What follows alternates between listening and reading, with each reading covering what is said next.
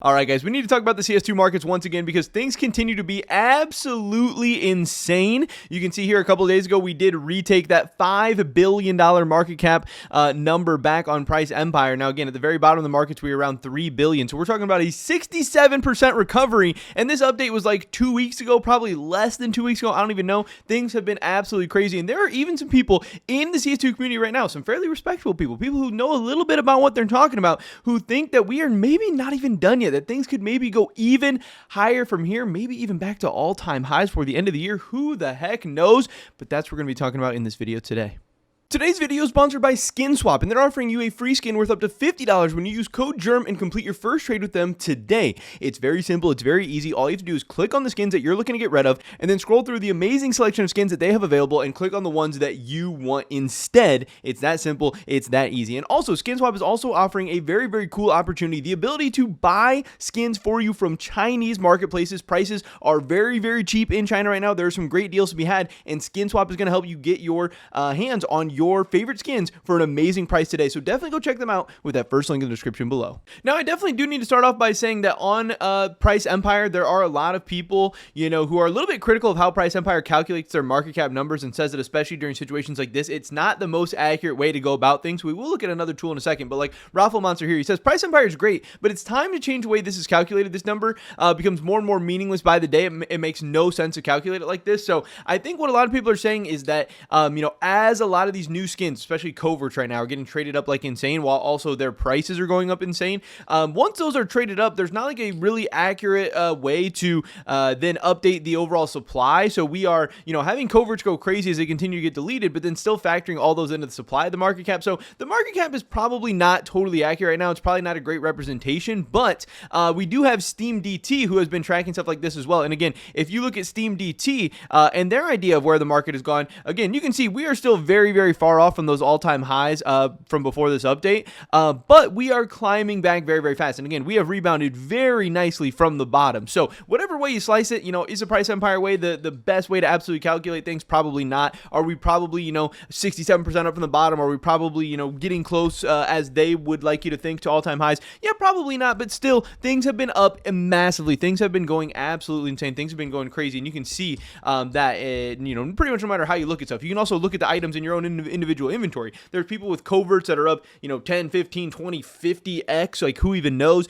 Also, a lot of these gold prices, like I said, these gold prices are not exactly back to where they were pre-update, but they're getting pretty damn close. They are getting up there in price for sure. Rambo said, since people love glazing the market cap and it's supposedly being up quite a bit already, I want to remind everyone that the market is still down significantly. Although the best cases are only down 25 to 30%, which isn't necessarily true unless you're only talking about skins. Again, myself, being primarily a case investor, I did not get hit as hard by this update as a lot of other people out there. I know I have a lot of people who are making fun of me because of the Valve tweet or the Slade drama or whatever. So many people are like, oh my God, you're just mad because you lost so much money and blah, blah, blah. Like, no, I really didn't lose so much money from this update. Like, again, I think in the long run, this update is going to be great for cases. I think cases are still an amazing investment, and cases didn't drop that much. And even the cases that did drop a lot during this update, they have already rebounded a ton. So cases are still in a very, very good place. And I think in the long term, the outlook for cases is still very, very, very healthy, especially, considering the fact that Valve is releasing terminals and stuff right now, which could mean, we're maybe even in the end game of cases in general, which means the existing cases are only going to get more and more and more expensive unless they're like outright removed or something like that, which I don't really think is possible. But yeah, not everything is only down 25 to 30%. There's stuff that I own that is down much less than 25 to 30%. And honestly, like I said, at the end of the day, if you own cases, you really didn't get hit that hard by this update. Yeah, on paper at the bottom, you probably did, but it's been less than 2 weeks. We've already rebounded insanely well. The vast majority is still somewhere between minus 40 and minus 50% from the update. So he has a bunch of, items here where you can see a lot of knives are down 20, 30, 40%. And obviously, knives have gotten hit hard and golds have gotten hit hard. And that's the thing. If we're talking strictly about CS2 investing, if you're talking about collecting or play skins or anything like that, that's something different. If you're talking about CS2 investing, golds were never the best option. Golds were never the S plus tier CS2 investment. If you can look at historical charts March and whatever. Even before this update, golds were not the thing appreciating in price the fastest by like percentage gains or anything like that. Having an inventory of all knives or all gloves or all high tier skins, that was not ever the best way to make the most money or have the biggest returns in CS. Probably even on a risk reward ratio or anything like that. Obviously, you can see it was way more risky than people necessarily even realized. But golds were never the best way to go. So yeah, if you were investing in golds, obviously you have been hit pretty hard, but I think as a long-term investment, golds were never good, but now they're even worse. So I still would not necessarily be looking to invest in golds, but that also doesn't mean golds need to drop. This could, obviously with this new update, we get a ton of new golds dropping. Golds are easy to, just spawn out of nowhere. I was watching Tech Savvy stream this morning and he got butterfly knife gamma Doppler. Like, that's crazy that you can just be spawning those in. And yeah, the supplies of these things are going to increase over time, but the supplies aren't going to increase as much as I think people necessarily thought at first, because again, these trade-ups are just so damn expensive. There's only so much filler out there even for them. The filler is getting so expensive already, looking at covert prices and stuff like that. And also right now we have, the last 10 years of covert skins and stuff like that. And once we run through all of those, it's going to be really hard to replenish them. And it's going to be, even more expensive and even less common to be doing a lot of these trade-ups. But yeah, a lot of golds in the market are still down 40, 30, 50%, whatever. But again, a lot of those gains, a lot of that money, a lot of that market cap is being made up by the coverts, because some coverts have gone absolutely insane in price. But as he says, additionally, the market cap only accounts for used items and trade-ups very delayed and inaccurate, which bloats it significantly. The market has definitely recovered better than most anticipated, but we're still far away from previous numbers, which is probably a good thing for the overall ecosystem. And again, I think that's a good point as well. Pullbacks in markets are healthy. They are something that should happen. And I know people are like, oh, well, this recovery is so unnatural. Don't you think we're going to go down again? Well, like, this recovery has been unnatural, but the drop was unnatural as well. This drop was not a, normal market crashing. This was a intervention by Valve. It was an artificial intervention, and people panicked in fear and, all this stuff, FOMOing on the way down, and being scared about golds going to $5 or whatever. So yeah, we saw an artificial market crash. That's going to have an artificial type response as well. That's why we've gotten kind of this V-shaped recovery. You also saw something like that similar in the stock market, like during COVID, where we saw the pandemic. It's not a natural market. It's not something that naturally occurs in the market. You have COVID, it artificially crashes stuff down, and then we have the V-shaped recovery back up. And now the last couple of years we've been going to all-time highs and insane. When in the midst of COVID, people were probably like, hey, we're going to go lower and lower and lower, and things are, just going to continue crashing from here. But obviously that didn't end up being true. Congrats. Knives and gloves were affordable for exactly 2 days, most of it being reversed later, and now you can't afford reds. Valve remains undefeated. Now, I think this is something absolutely hilarious. When Valve dropped this update, so many people were like, oh, Valve wants you to be able to do more trading on the Steam market. They want to get knives so cheap that you can trade them on the Steam market. They want knives to be affordable for the average player, whatever. And again, knife prices did crash down 50, 60, 70, 80, 90% in some cases, and they got pretty damn affordable. You had some knives that have not been traded on the Steam market probably ever finally being traded on the Steam market for the first time, but again, that lasted for literally 3 days max, and now all of these knives are still insanely expensive. Again, you still have plenty of knives that are worth $10, $15, $20,000. You have pretty much probably most of the same stuff that was traded on the Steam market before still being traded on the Steam market. Most of the same stuff that couldn't be traded on the Steam market before still can't be traded. And again, you went from having $1 reds to now the cheapest red being like $40 or something like that. So yeah, knives and gloves did not really get any more affordable. And yeah, some skins got way more affordable, and it looks like in the long run, golds are probably still going to be able to hold up pretty okay, and plenty of other skins are going to get way more expensive, because obviously reds are likely to continue to get more expensive as these trade-ups are still profitable. People are still incentivized to do them. People are still incentivized to be eating into the red supply, but at the same time, if the red supply gets eaten into, if red supply goes up in value, that's going to make the cases get more expensive, which means it's going to be harder to open those and spawn more of these skins in. It also means all the skins below the reds are going to get more expensive as well. So it's not like this was necessarily a cheap or free-to-play player, update that benefited them in a huge way. It benefited them for a little bit. If you bought the dip on a third-party marketplace, you probably got reversed on. You didn't get to buy your dream knife or dream, loadout at a huge price, and now things are as expensive as ever, and we're probably going back to all-time highs sooner rather than later as well. Making red coverts into knives was a genius move. Player base opens cases because there's a chance to hit a gold. Now that red coverts are more expensive than ever, it's even bigger reason to open more. Even if you miss gold, pulling a red still feels like a win. And again, I tweeted this out yesterday that glove case, just one example, glove case ROI is like higher than it's been in quite some time. And that's because, again, yes, the golds did get hit a little bit, but a lot of the golds are still insanely expensive. A lot of the low float govs are still very, very hard to craft, very expensive to craft, and it's still a massive gamble. So gold prices stayed up pretty good, but at the same time, red prices exploded. And again, that makes all the skins below it explode. So the ROI of the glove case was like, I don't know, 30, 35% before. Now it's up to like 53%. So again, ROIs of certain cases went up, which means they're more attractive to open, which means people are going to open them more, which means they're going to get more rare, which means they're going to get more expensive, which means stuff inside them is going to get more expensive. Like, I don't know. This wasn't a bad update for cases. This wasn't a bad update for, prices of a lot of items in the market. Yes, gold got hit hard, but a lot of other stuff is going to be okay. Here's kind of the latest updated information as far as the gloves being created. I like this because it actually shows the percent supply increase as well, and you can see that we are now talking 2 weeks, whatever, after this update. We've had a lot of those trade ups that people were doing the first week, that people were waiting to actually get registered on float and all this stuff. We are seeing those come in, and some of these numbers even seem crazy.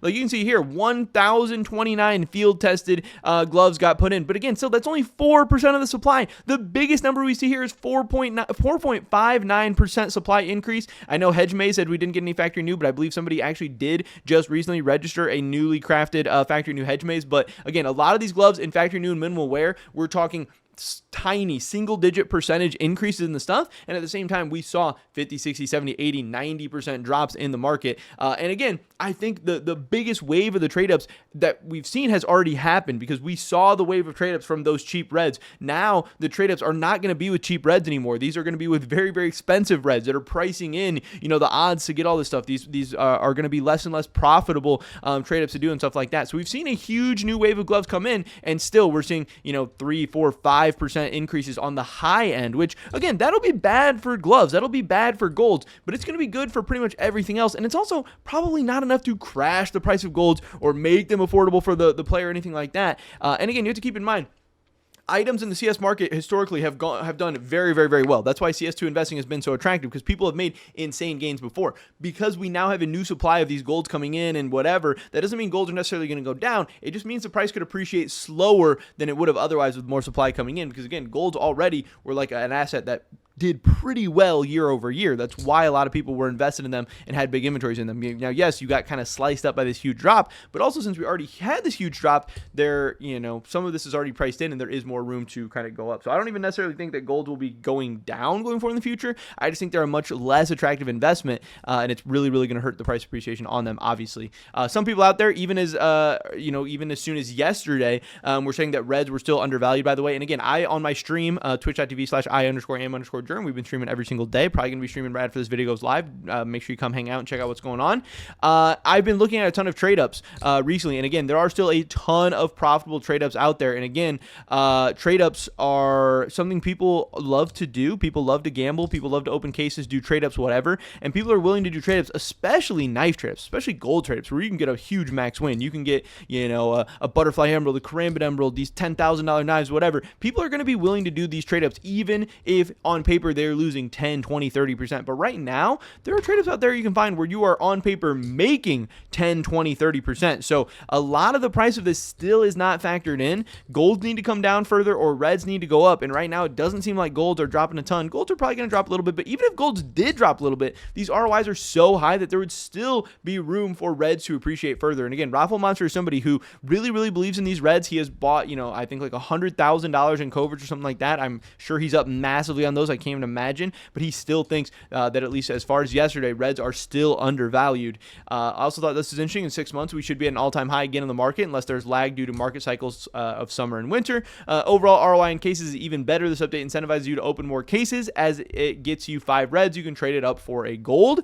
And finally, I called this last week, basic demand supply knowledge and a simple understanding of how a market crash works were the only fundamentals needed. If the accounts you followed were saying market crash on the 30th, then you were their exit liquidity this weekend. And again, I am pretty happy. I'm pretty upset because a lot of what happened to me during this whole market crash was, trying to buy the dip and getting trade reversed on and all this stupid shit and the drama that came out of all of that. But my reads on the market were very, very good. Again, I was buying during those first couple of days of the update. I did very, very well in terms of buying the dip. If you look at the items I bought and if you look at the stuff that got trade reversed on me, I had very amazing things at very good prices at very good times. I also said, as soon as the update dropped, pretty much I said, hey, people are overreacting. Things are going to be okay. I said we would go back to an all-time high at some point. I didn't know we'd be going, closing in on $5 billion market cap in the next 2 weeks. I didn't think that was possible. I was wrong about coverts. I was like, hey, I don't really know about coverts. Just wait and see how this kind of plays out. Coverts might be overpriced right now, but that's because I at the time didn't have the calculations to see just how profitable the ROI of those trade-ups were, because it did take time for a lot of these websites and resources to come out. But I said, CS2 investing wasn't dead. I said trust and Valve would come back. I said all these people, these people like Slade who are like, I'm leaving the CS2 markets and I'm never coming back. And then he traded versus, guess what? He's still in the CS2 markets. He's still there.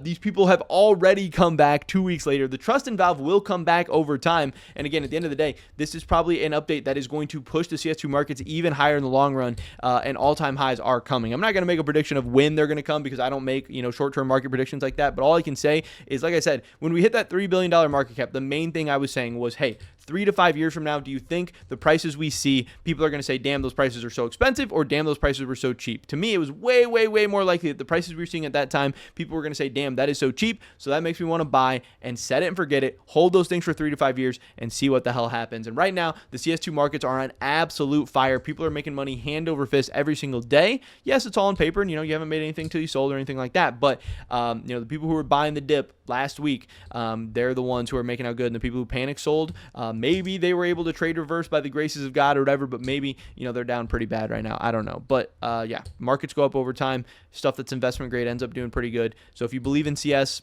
don't panic sell, don't sell the dip, buy the dip, buy the stuff you believe in. And if you don't believe in CS, you should leave and never come back anyway, because you should do things in life that you believe in. You should have your money in things you believe in, and all that good stuff. But pretty much it for this video today, guys. Hopefully catch you in the next one. Until then, peace.